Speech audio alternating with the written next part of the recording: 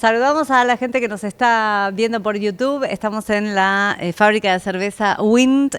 Vamos a contarle a la gente la verdad. Esta es la toma 2, porque la primera toma Arrancamos, no habíamos sí. empezado a grabar. Estaba el video, pero no el audio. Ahí está. Así que le vamos a contar a la gente que esta es una de las birras ganadoras en la Copa Patagónica de Cerveza. Sí, nuestra APA, que bueno, siempre saca medallita en la Copa. Bien. Y tenemos la Scottish, que Ahí sacó va. medalla de oro también en esta edición. Y lo que estamos degustando Es un Scottish. que vamos a tener así que volver vamos a brindar, porque y ya lo habíamos hecho, pero que bueno, no el pasa público se nada. lo merece. ¿Cómo cerrás el año, Bueno, birrero? muy bien, contentísima, porque bueno, a pesar de las dificultades, A pesar del país. a pesar de todo, Que igual lo amamos bueno, al país, que no se sí, entienda mal. sí, es hermosa en Argentina.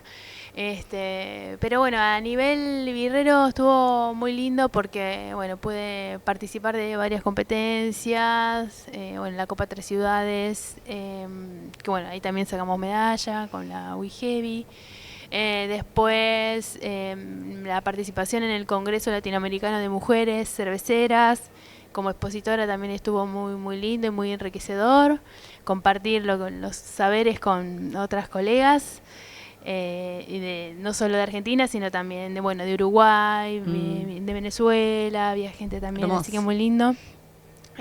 Y bueno, y después que eso se haya dado también en el contexto de la Copa Argentina de Cervezas fue también muy Esto lindo. como muy simbólico, todo tiene como una carga ahí. Sí, no sí, sé sí. si decirte preguntarte si sentís que estás haciendo historia o es muy épico eso, pero ¿cómo lo vivís vos? Y está bueno, sí, es como...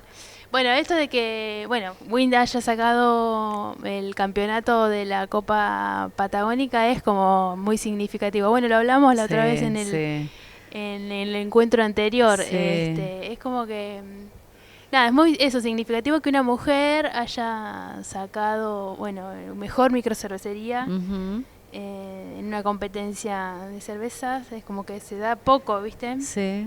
Entonces sí, es como, un poco lo que te decía la vez pasada, que es como muy significativo porque es como un logro también como de todas. De Sí. todas, ni hablar. Sí, sí. Bueno, eso Así fue lo que muy te llegó contenta, también. sí. Hubo, cuando compartimos el reel, muchos comentarios también que te Sí. felicitaban y que daban cuenta un poco de eso, ¿no? De que no estás sola, muchacha. No, y bueno, y lo que a mí me puso muy contenta también es la alegría de otros colegas, y bueno, además de las chicas, de otros colegas cerveceros que compartieron como la alegría también del triunfo. Bueno, y después de eso, seguir laburando, Y sí, seguir en la fábrica todos los sí, días. sí. Y de vez en cuando acá contando historias de birra. Contando historias de birra, eso, metiendo algún maridaje, degustación, como para difundir un poco la cultura cervecera. Veranito también. da para birrita, así que Sí, calculo re. que también va a haber más actividades, Sí. más allá de la fábrica de siempre, de lo que es la venta al público que viene o el abastecimiento a los bares, los restaurantes, las cervecerías de la ciudad y de la zona también, Sí, sí, ¿no? totalmente. El viento está haciendo, no se va más la temporada de alergia acá en la Patagonia. Pero digo, seguir laburando con eso. Y hay ciertos rubros en los que se espera el verano porque levanta, total, ¿no? es muy estacional. Claro. Sí. Bueno, el rubro cervecero es uno de ellos, digamos. Bien. Sí. Depende también de la zona y el lugar. Por ejemplo, en Buenos Aires todo el mundo se va en verano, Claro. entonces como queda un poco desértico. Bueno, Tal en cual. las ciudades muy universitarias también, es como Claro. que... Pero bueno, acá en Madrid, que es bastante turístico y bueno, se aprovecha el Se verano espera para... que se mueva un poco más ahí. Sí. Bueno, Esperemos. ¿y qué historia de birra preparaste para hoy? Y bueno, hoy les voy a contar un poco sobre los posibles orígenes de la cerveza. Bueno.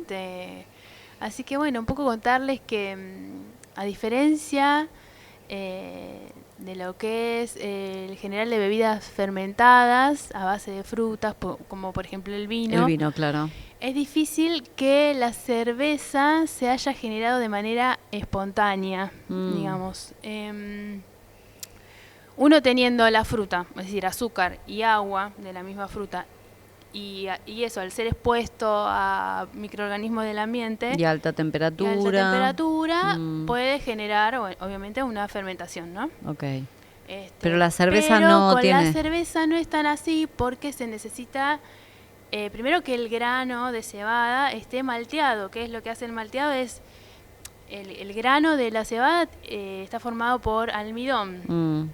Que si bien el almidón está formado por azúcares, no están sueltos esos azúcares, no están como disponibles para la levadura. ¿Y eso qué quiere decir? ¿Que hay un proceso previo que no es natural? Claro, exactamente. Tiene que haber un proceso del grano que facilite que después durante la producción de cerveza, durante el macerado, esos azúcares estén disponibles. Ahí va. Es como una preproducción. Claro, o sea, uno prepara el grano y a la vez ese grano se macera, se muele y se macera para poder tener los azúcares libres. Entonces, si nos remontamos al posible origen de la cerveza, estamos hablando de una época más prehistórica. O sea, ya hay evidencias de que en la prehistoria ¿había se cerveza o de era una una manera. Especie de proto-cerveza? Era proto-cerveza para mí, sí. Yo me acuerdo que vos en una época contabas que hay una relación por ahí, no sé, en el campo de las teorías, quizá vos me dirás, entre el pan y la cerveza, ¿no? Sí, bueno, ahora justo vamos, medio al final. La spoileaste. Pero al final vamos a hablar un poco de eso. Y bueno, nada, como fue un evento prehistórico, hay poco registro, sobre todo escrito. Claro. Y bueno, y hay hay varias teorías. Una de ellas es que dejando el grano de cebada expuesto al ambiente, mal almacenado, se pudo haber mojado, que eso es lo que inicia un poco el proceso de esto del malteado. Que acá quiero aclarar que no hay que confundirse, porque muchos te dicen, bueno, la malta en realidad no, el malteado es un proceso en el grano. Entonces, la malta es otra cosa. La malta es un grano malteado. Malta de cebada, malta de, bueno, algún otro grano que se pueda maltear. Bien. Así que bueno, sí, es un proceso el malteado.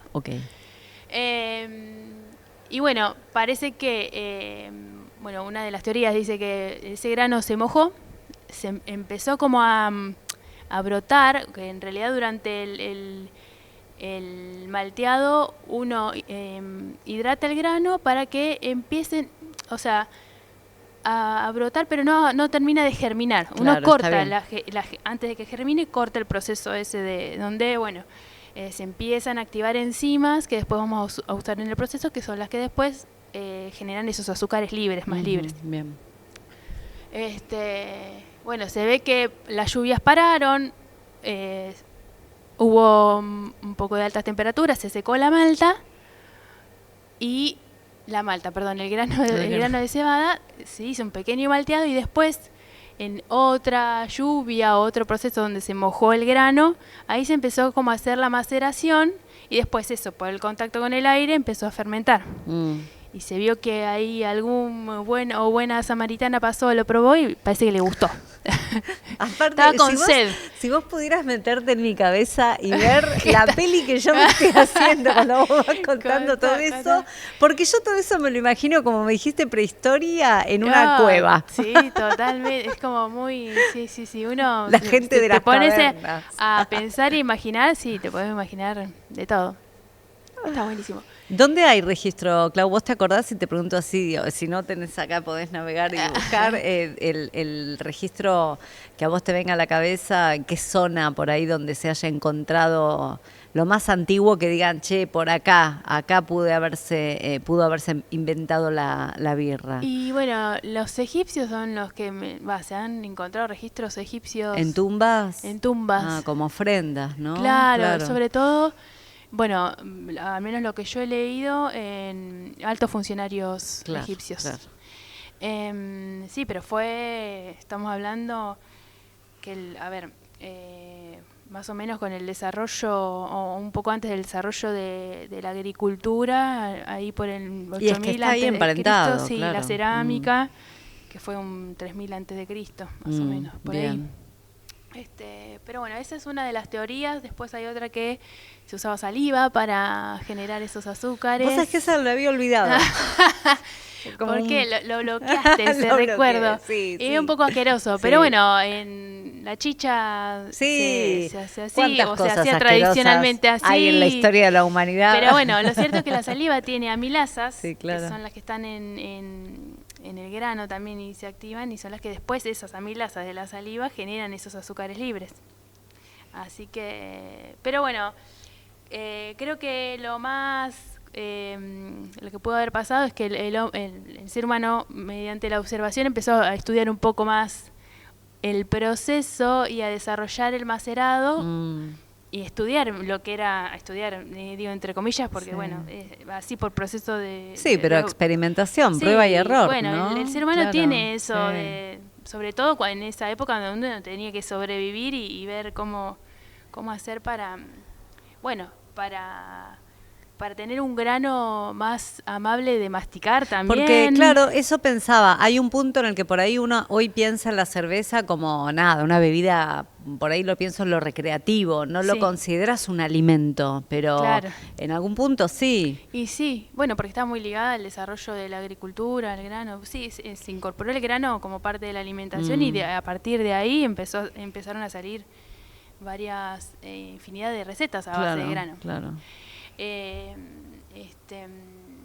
Así que, bueno, el desarrollo y el estudio de ese proceso de macerado después lo que permitió llevar a cabo o producir cervezas con mayor reproducibilidad. Ah, mira, O sea, claro. No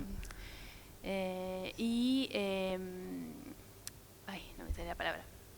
Y bueno, que sea una bebida de consumo más general. Claro.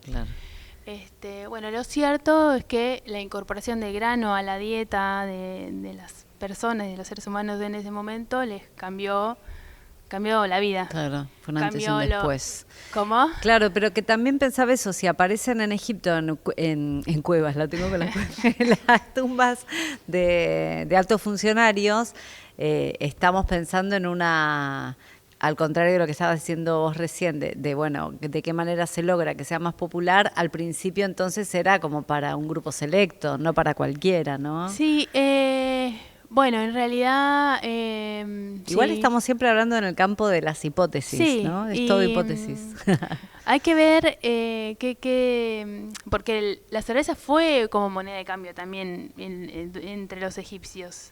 Entonces, sí. Como la sal en su momento, que por eso de ahí viene el salario. Sí. Ah, mira. Era como, en realidad era parte del alimento y capaz que, bueno, le pagaban con alimento, en ese caso cerveza, a los trabajadores, ¿viste? Mirá, claro.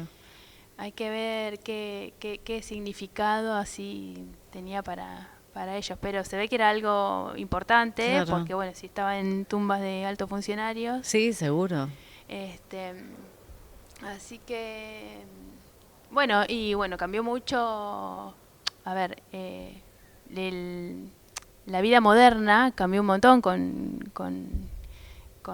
la incorporación del grano. Cambió lo que es, la política, el arte, la arquitectura, la cerámica, y bueno, y si bien en esa época en la Mesopotamia era una tierra fértil, había que elaborarla, digamos, por eso el desarrollo de grandes infraestructuras como canales de riego. Claro, se dan ahí. Claro, había que trabajar la tierra, sembrar, cosechar, o sea que el generar conexiones, se nos vuela todo. Se vuela todo. ¡Ah! Estamos a salvo acá, ¿no? Sí, estamos a salvo. Pero bueno, había que generar también una infraestructura para que el agua de los ríos Tigris y el Éufrates llegara a irrigar todos esos sistemas, digamos. Claro. Así que bueno, fue interesante porque no solo permitió organizar a la gente en ese tipo para producir ese tipo de estructuras, sino que además los nómades se iban acercando a esos lugares para desarrollar en conjunto, estos cultivos y después, obviamente, a partir de la organización más política, si se quiere, ver cómo era la distribución de esos granos de acuerdo a Podemos decir que la cerveza ha acompañado ese desarrollo de la humanidad. Totalmente. Por eso es muy importante. La cerveza, por ahí uno no es lo suficientemente consciente de de la historia que hay atrás. Claro. Y además que implica un montón de aspectos, de lo político, lo social, lo económico. De hecho, hay estilos de cerveza que surgieron a partir de... de la economía de un país, que era lo que tenía. Sí, tal cual. La cerveza artesanal es la que recupera un poco la importancia de la historia de la cerveza en este contexto, como fenómeno cultural. Porque en general, si uno se va, no sé, a las publicidades o a lo que sabemos de las cervezas industriales... No sé si, yo lo pienso ahora, ¿no? Es a partir del ir indagando en los estilos, en de dónde vienen, de qué países y todo esto que uno se va como metiendo ahí en la historia, porque un poco esto que decías, es como que vos si no das por sentado, o sea, vos vas a un supermercado y comprás birra, pero no pensás en la historia. Todo lo que hay atrás, claro, qué tipo de bebida es y cómo llegamos a ella. Yo creo que la movida artesanal resurgió un poco, hizo resurgir un poco lo que es la historia de la cerveza. Porque uno estaba acostumbrado a tomar cerveza rubia, tal cual, roja hasta ahí, o alguna negra, y era así, ¿no? tipo, no, era por color el estilo, así que medio como que resurgió un poco esto de, a ver, bueno, esto se llama Scottish, ¿y por qué se llama Scottish? ¿De dónde viene? Entonces como que ha abierto un poco la puerta a indagar un poco más sobre los y de estilos repente probar un estilo y otro y darte cuenta de que es tremenda la diferencia. Sí, tal porque vos podías elegir una rubia de una marca o de la otra, pero no te movías demasiado de una paleta, ponele, de sabores. Totalmente. ¿No? En cambio, cuando cambias de valga la redundancia, cuando cambias de estilos es bien diferente. Sí. Y por ahí un poco esto de la industrialización de la cerveza, que se ha acotado a algunos estilos en particular, para mí es lo que ha llevado también a la gente a decir, no me gusta la cerveza artesanal, porque por ahí prueba más otra pesada, cosa. Cervezas por ahí. Y depende también ¿no? el estilo.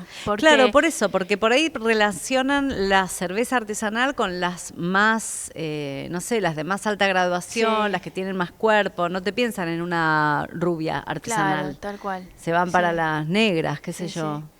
Pero yo siempre les digo, tiene que haber algún estilo que te guste. No puede ser, hay como casi 200 estilos diferentes. Es un montonazo, claro. Y alguno te tiene que gustar. Sí, ¿cómo que no? Pero bueno, el tema de la cerveza industrial también es parte de la historia. Obvio.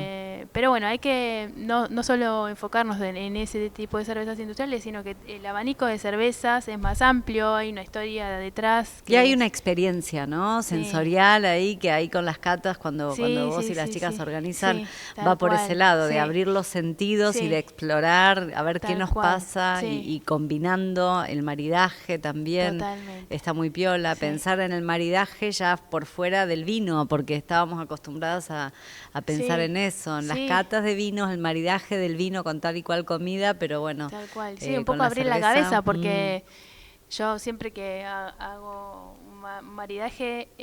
yo no sé cómo, yo sé que vos te dedicás a esto y debes estar podrida, pero no entiendo cómo vos no estás tomando esta cerveza tan rica cada rato, yo ya me estoy por terminar el vaso. Pero bueno, el vino también a veces es difícil que combine con cualquier comida. Sí, o además por ahí es un vino muy rico y lo combinaste con algo que lo tomás y es súper ácido. Bueno, ese es el tema, tema de la acidez, que por ahí con alguna comida no queda bien, la graduación alcohólica que tiene el vino, que por ahí se enfoca más, si no tiene notas como madera, se enfoca más en perfiles más frutados, y en cambio la cerveza tiene como tiene más vetas de donde encontrarle el sabor. Te puedes tener un frutado que venga del lúpulo, frutado de levadura, o esas notas como a caramelo, chocolate que te puede aportar la malta. Es como más amplio el universo sensorial por ahí de la cerveza también. Así que bueno, un poco retomando la historia de Te fuiste a Babilonia. Me fui a Babilonia, sí. Me fui a los asentamientos que después dieron origen a grandes civilizaciones como los persas, Claro. bueno, los babilonios, no sé si se dice babilonio, pero bueno, que duraron como un milenio antes de que, bueno, la invasión más persa. Sí, la invasión persa. Y bueno, los babilonios lo que hacían eran cultivar granos como mijo, trigo, maíz, bueno, cebada, arroz, que dieron lugar después a un montón de recetas diferentes. Claro. De hecho, hay una tabla bilingüe que tiene como data del siglo II, siglo II más o menos. ¿Y qué tiene esa tabla? ¿Qué dice? Y esa tabla tiene un montón de Los recetas. 10 mandamientos de la como birra. un diccionario de recetas Mirá. con granos, entre los cuales está el pan. Claro. Y dice sobre bueno, qué granos mezclar, qué granos usar, los tipos de cocción para cada grano. Porque bueno, en este afán también de hacer el grano más comestible, ¿no? Claro. Más nutritivo, más comestible, Y que no no se que- te rompan los dientes en el camino, ¿viste? Sí. Porque es difícil. Bueno, ahí estaban entonces algunas de las recetas que usaban como para hacer pan. Qué piola. Y bueno, en esas tumbas de faraones, O de funcionarios, funcionarios, se encontraron como dibujos Ajá. de personas moliendo, tamizando, mezclando granos y mojando como una especie de pan en agua, que después eso se lo tomaban como un caldo. Mm. Entonces la pregunta es si eran panaderos, si eran cerveceros, qué eran. Y por ahí eran las dos cosas, digamos. Claro. Porque el pan en realidad es como la parte más sólida de lo que es la cerveza. Sería como el pan es... La cerveza en estado sólido. el pan líquido sería cerveza y la cerveza sería como sí, el pan en estado líquido, digamos. Así que bueno, esa es un poco la relación entre el pan y la cerveza, que en realidad tienen en común que usan grano y bueno, Pero no la levadura. fermentado. Sí, bueno, la levadura claro. sí es fermentado. Bueno, sí, porque el yo me acuerdo proceso que de un día lo fermentado, explicaste. pero la levadura es diferente. Ahí va. Ahora con el desarrollo y la tecnología, sí, es como que se han aislado los microorganismos Claro. responsables de la fermentación del pan y del vino, del pan y, bueno, también del vino también, del pan y la cerveza, y son levaduras diferentes. Ok. Si bien son Saccharomyces cerevisiae, son cepas distintas que tienen características diferentes. Bien. Bueno, ya iremos por ese lado otro día, Así con que otra sí. historia de birra. Totalmente. Dale. Así que bueno. Bueno, gracias. así- Yo ya, mira, casi me Acá terminé está el bien. vasito. Ahora sí me Vos tomo mi sorbo de sabías que iba a cervecita. pasar eso. Bueno, a la gente que llegó hasta acá le agradecemos, le pedimos que se suscriban al canal y que estén atentos, atentas, que en cualquier momento sale otra historia de birra. Gracias, Clau. Gracias.